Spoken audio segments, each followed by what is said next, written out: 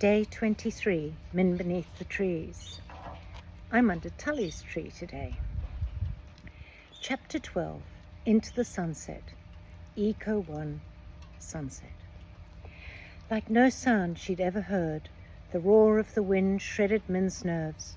She scraped her body against the quilted veins that ran the length of Otlin's feather shaft, scrunched herself inwards, and pushed her hands hard over her ears. Fiddlin did the opposite. He extended his sinewy arm to its limit from the feather shaft he was gripping.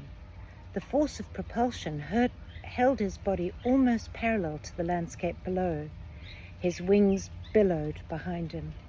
"Look, Min," he yelled above the howling airstream. "The landscape's dotted in lights." She opened an eye. The briefest glimpse was too bewildering. She couldn't orientate herself. She slammed it shut. "I can't look, Fiddlin, it's too much." Fiddlin pulled himself back towards her. As he came. "Here, Min, take my hand." His gesture whipped the lid off her swirling emotions. "I wish he hadn't done that. Now I've got a lump like molten dollop of dough in my throat. How am I not going to cry?" "You cannot break down," Flick instructed, interrupting her anguish. Anger replaced her desire to give into an uncontrolled bout of weeping. "You tormented me with sensations I couldn't interpret. When I started to understand what you were going on about, you told me not to be patient. Then you forced me into this. Now you're telling me I can't break down when I'm terrified. I don't know what's going to happen, and all I want is my family. I might let you stay, Flutter, but right now, Flick, I could happily rip you from my back." Min drew in a furious breath. "You can't do much about being homesick. You're on this journey like it or not. If you get a grip, you'll more likely survive and get home to them," Flick responded, showing no concern for her violent threat. Shh, Min, you're not alone," Flutter intoned. Fiddlin hadn't moved a muscle, and she was still holding his hand.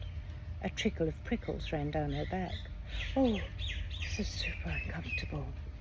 She wondered if she should remove her hand, although it was so warm and comforting. "All right, it's true. I'm grateful for Fiddlin," she conceded. "Give me a while, Fiddlin. I'm a bit of a mess," Min said, her voice clogged with unshed tears. "Min, please don't feel you have to battle this alone.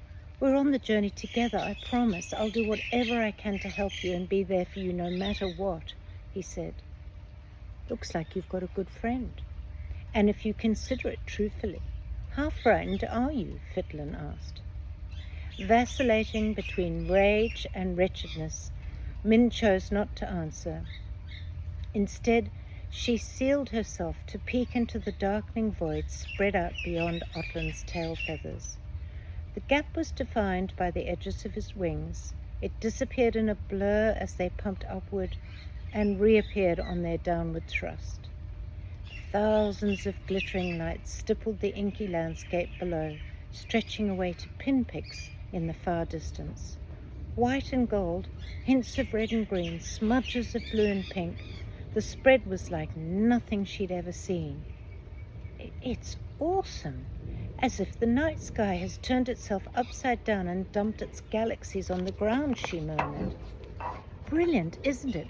Even though we can see some of Miralant's lights from the top of our tree, it's nothing like this," Fiddlin replied. "Is that a river?" Min asked, pointing out a dark snake-like shape that curves through the lights towards the blackest area on the horizon. "Good to see you're curious." Min ignored Flick. "I've never seen one," she said to Fiddlin. "I think it might be. I'll ask Otlin."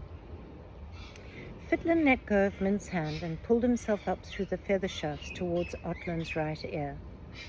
Otlin's reply boomed through the vastness of the space around them. "Yes, that's our river Micah. It's making its way to the Bay of Quinilla. It's wide and calm here, very different to the busy river you'll get to know in Glinterdale Valley." Glinterdale Valley. For the first time since this had all begun only one eco ago, Min grasped the reality. They were going to see the legendary Secret Valley, the ancient silver radiant forest, and its precious ecosystem. It sent her thoughts into freefall. How could it be that their fate rests on our shoulders? I hadn't grasped this responsibility by now. It's huge. It's monumental. What am I going to do? Panicking is not going to help, Flick said.